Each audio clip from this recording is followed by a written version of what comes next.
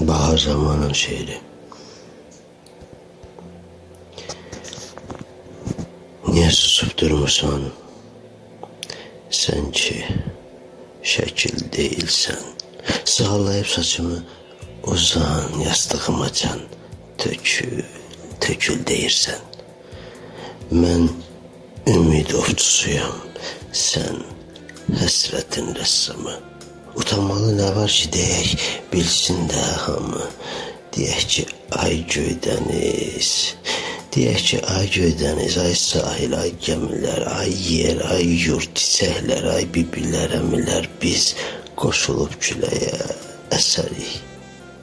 Həzin, həzin. Xəbəri olmaz yerin, xəbəri olmaz göyün. Siz də ay ağatlılar, atlılar, qanadlılar. Gedin anama deyin saçımda sığal, əllərində günəş var. Mən gözləyib yolunu izini qarşılaram. Düşərəm dodağına, nəğmənə qoşularam, oxunaram durmadan, sənə qurban olaram, incitmədən, yormadan. Mən girib qucağında, gizlənərəm hamıdan.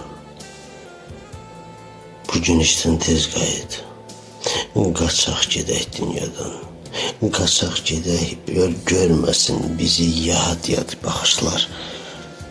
Düşməsin ömrümüzə, düz gəlməyən, pozulan pozulmələr, naxışlar.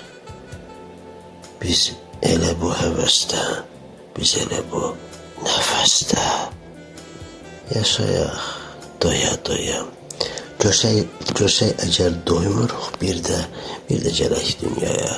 Bir də gəlsəm yenə də tapıb səni sevərəm. Hər gün təzələnərəm, yeni sevərəm. Bircə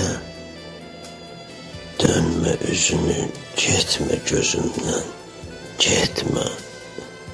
Əlimlə, ürəyimdən, dadımdan, çörəyimdən, hər şeyimdən getmə.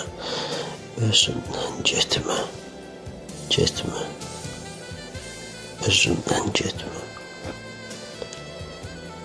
Bir də yetim qalmasın ağacın çiçək vaxtı. Getmə. Dəli qadının hamıdan göyçək vaxtı. Getmə.